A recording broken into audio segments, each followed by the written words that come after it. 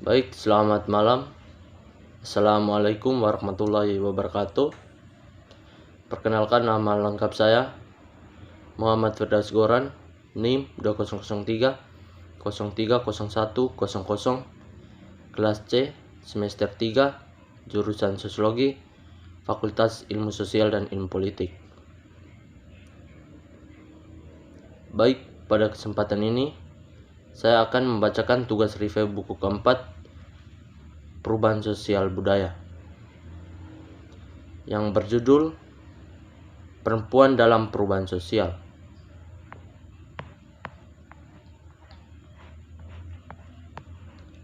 Bab 1, Pendahuluan.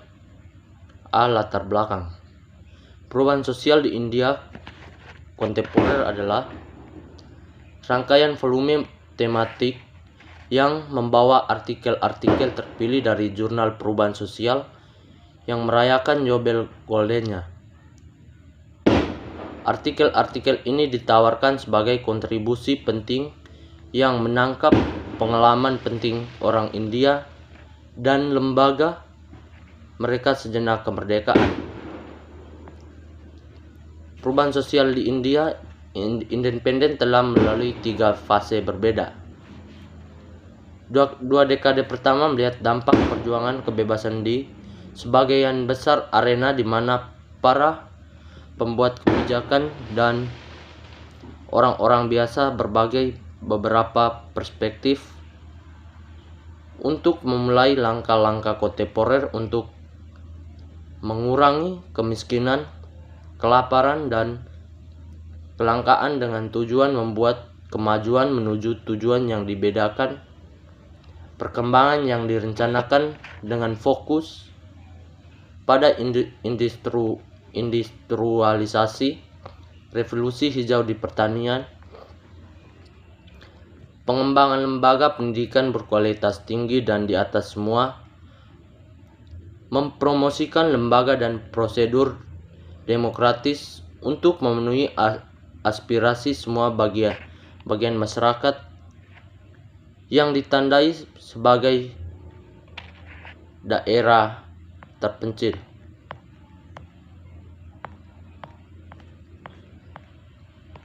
Pembahasan. Masalah pertama perubahan sosial muncul pada tahun 1971 dengan citra perubahan sosial yang mengunggap pada sampulnya. Spanduk memiliki gelar dalam huruf-huruf blok sederhana. Jurnal mengemukakan dirinya dengan tagline yang hanya mengatakan Jurnal Dewan untuk Pembangunan Sosial. Di bawah judul Barner, 4 tokoh balik mengungkapkan tempat Gardner dalam perubahan sosial pandangan jurnal.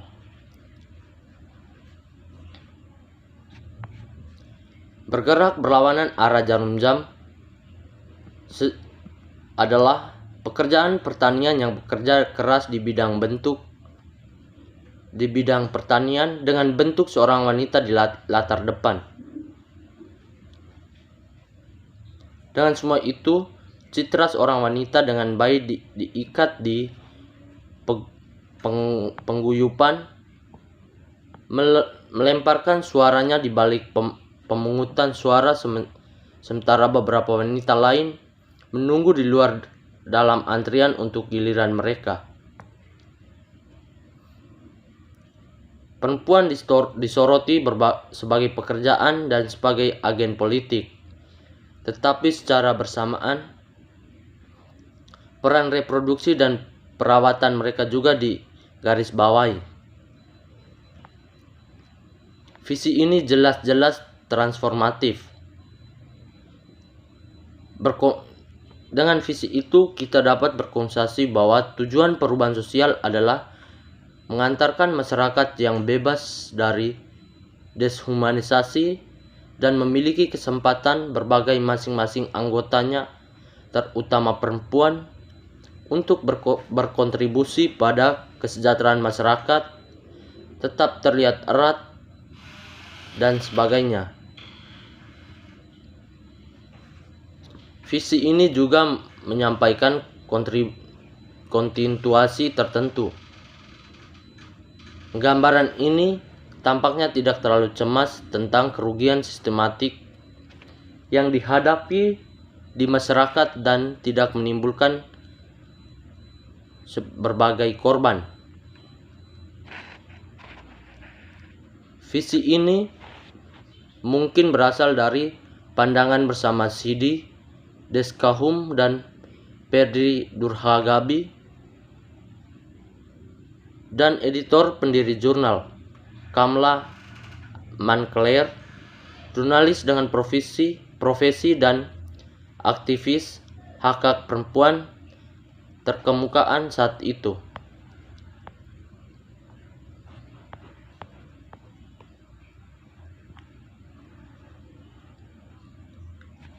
Isi jurnal dengan mencerminkan kepercayaan yang sama pada peran dan tempat perempuan dalam membawa pembangunan di masyarakat India yang tercermin dalam ikonografi sampul pertamanya.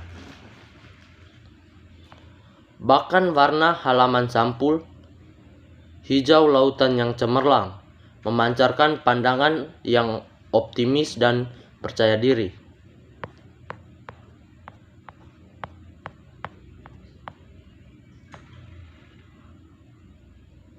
Berikut bingkai disonasi.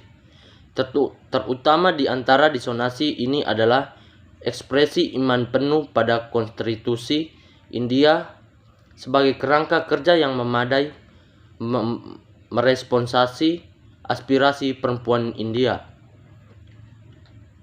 Dalam reviewnya tentang laporan Komite Status Perempuan di India, Mina Suwentir melaporkan bahwa komite tersebut disebut konstitusi dokumen radikal karena mewujudkan tujuan revolusi sosial.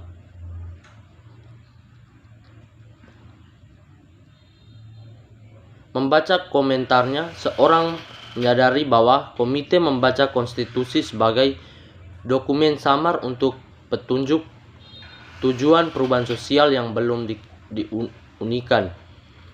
Akan tetapi karena ini panitia dan gerakan itu menemukan dirinya di tengah-tengah ejekan.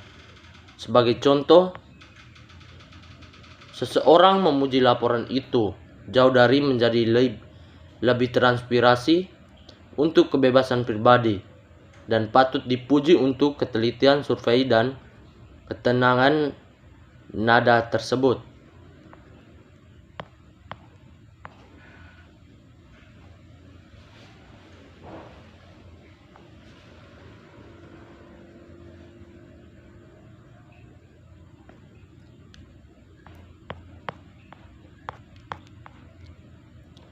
Menonjol dalam agenda kemajuan terlambat mendirikan fasilitas pendidikan dan kesehatan diperluas tetapi tidak sejauh diperlukan. Dengan dibagikan fasilitas pendidikan kelas menengah, India memang muncul tetapi semakin tersaing dari massa. Tantangan yang terakumulasi untuk gerakan massa dan republik melihat deklarasi darurat diikuti oleh aturan kekuatan alternatif dan kembalinya Kongres. Dalam proses organisasi, masyarakat sipil mengajak hak warga negara muncul dan perjuangan hak-hak demokratis terus berkembang. Gangguan internal, kerusuhan komunal, dan kekejaman pada Dalit, minoritas dan perempuan terjadi dari awal waktu ke waktu. Tetapi struktur demonstrasi terus dikoordinasi dan kesadaran masyarakat untuk mempertahankan nilai kontribusi tersebut tumbuh pada tahun 1991. Bertepatan reformasi ekonomi neoliberal diluncurkan setelah krisis ekonomi yang serius. Pada saat itu, India juga mengalami peningkatan sosial atas hak-hak Dalit, kelas mundur, minoritas agama, dan perempuan. Hingga masalah lingkungan juga mendapat banyak perhatian.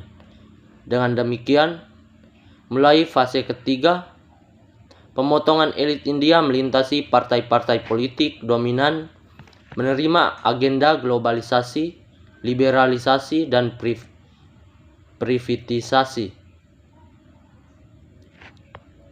Mobilisasi pada kasta dan masalah agama mengambil giliran baru dengan pasukan nasionalis Hindu menjadi lebih kuat pada hari itu.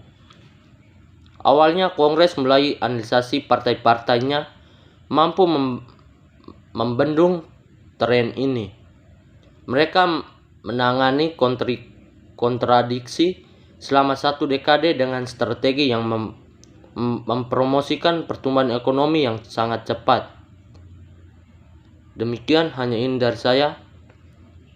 Sekian dan selamat malam.